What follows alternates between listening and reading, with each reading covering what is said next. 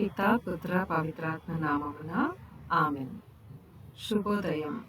ఈరోజు దేవుని వాగ్దానము, ప్రభు ఎల్లరి కన్నీళ్లను తుడిచివేయును. భూమి మీద సకల స్థలములలో తన ప్రజలకు కలిగిన అవమానములను తొలగించును. ప్రభువు స్వయముగా పలికిన పలికిది. యెషయా గ్రంథము 25వ అధ్యాయము 8వ వచనము. క్రీస్తు ప్రభునందు మన విశ్వాసాన్ని ప్రకటిద్దాం. యేసువా, మీ మరణమును ప్రకటించడము, మీ ఉత్థానమును చాటుదము, మీరు మరలా వచ్చి వరకు వేచియుందుము. త్రిత్వైక సర్వేశ్వరుడు మనకు చేసిన సకల మేళ్లకు వారికి వందనములు అర్పిద్దాం. తండ్రి దేవా, మీకే స్తుతి ఘన మహిమ. యేసుదేవా, మీకే స్తుతి ఘన మహిమ. ఆత్మదేవా, మీకే స్తుతి ఘన మహిమ. త్రియేక దేవా, మీకే స్తుతి ఘన మహిమ. ఈరోజు దేవుని వాక్యాన్ని చదువుకుందాం. యోహాను సువార్త 20వ అధ్యాయం వచనములు 1, 2, 11 నుండి 18 వరకు. ఆదివారము తెల్లవారక ముందే మగ్దలా మరియమ్మ సమాధి యొద్దకు వెళ్ళి ఆ సమాధి మీద రాయి తీసివేయబడి ఉండుట చూచెను. అంతటా ఆమె సీమోను పేతురు వద్దకు, యేసు ప్రేమించిన మరి ఒక శిష్యుని వద్దకు పరిగెత్తుకొని పోయి, వారు ప్రభువును సమాధి నుండి ఎత్తుకొని పోయిరి, ఆయనను ఎక్కడ ఉంచిరో మేము ఎరుగము అని చెప్పాను. కానీ మరియ సమాధి యొద్ద నిల్చుండి ఏడ్చుచుండెను. అట్లు ఏడ్చుచు ఆమె వంగి సమాధిలోకి తొంగి చూడగా, 2 దేవదూతలు తెల్లని దుస్తులు ధరించి కాళ్ల వైపు ఒకరు, తల వైపు ఒకరు, యేసు భౌతిక దేహము ఉంచిన చోట కూర్చుండి ఉండిరి. అమ్మా, నీవెందుకు ఏడ్చుచున్నావు అని వారడిగిరి. నా ప్రభువును ఎవరో ఎత్తుకొని పోయిరి, ఆయనను ఎక్కడ ఉంచిరో నాకు తెలియదు అని ఆమె చెప్పెను. అట్లు చెప్పి ఆమె వెనుకకు తిరిగి యేసు నిలువబడి ఉండుటను చూసెను. కానీ ఆమె ఆయనను గుర్తింపలేదు. యేసు ఆమెను, అమ్మా, నీవు ఎవరు? నీవు ఎందుకు ఏడ్చుచున్నావు? నీవెవరిని వెతుకుచున్నావు అనెను.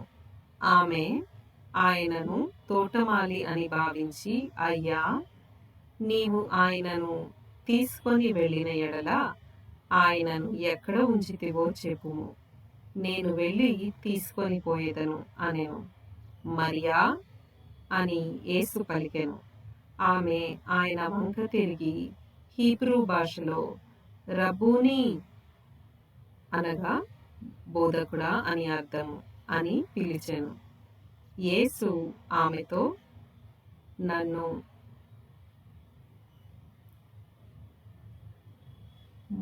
ముట్టుకొనకవద్దు, నేను ఇంకనూ తండ్రి యొద్దకు ఆరోహణమై పోలేదు. నీవు వెళ్ళి నా సోదరులతో ఇట్లు చెప్పుము, నేను నా తండ్రి మీ తండ్రి, నా దేవుడు మీ దేవుడైన వాని యొద్దకు ఆరోహణమై పోవుచున్నాను అని చెప్పాను. మగ్దల మరియ వెళ్ళి శిష్యులతో, నేను ప్రభువును చూచితిని అని వారికి ప్రభు సందేశమును అందజేసెను. ఇది క్రీస్తు సువిశేషము. క్రీస్తువా, మీకు స్తుతి కలుగునుగాక. ప్రార్థించుదాము. ఓ క్రీస్తు ప్రభువా, మిమ్మల్ని నమ్మిన వారిలో మగ్దలా మరియమ్మ గారు మీకు ఎంతో శ్రేష్టమైన పరిచర్య చేసి ఉన్నారు ప్రభువా. ఆమె ఎలాగైతే దుష్టత్వం నుండి విడిపింపబడి మీ శిష్యురాలిగా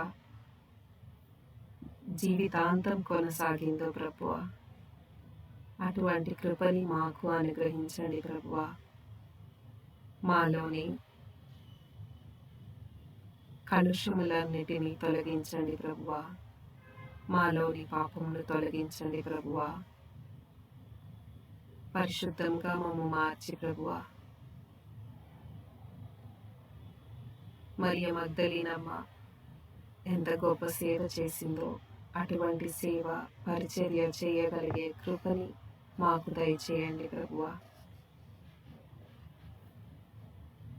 ఆమె మీ మొదటి శిష్యురాలిగా చెప్పబడుతుంది మరియు ఆమెకే మీరు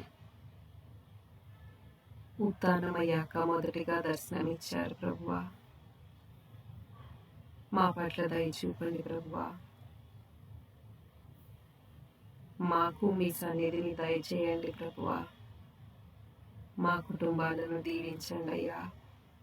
మీ పరిచర్యలో చురుకుగా పాల్గొనే కృపని మాకు, మా కుటుంబానికి, మా సంఘానికి,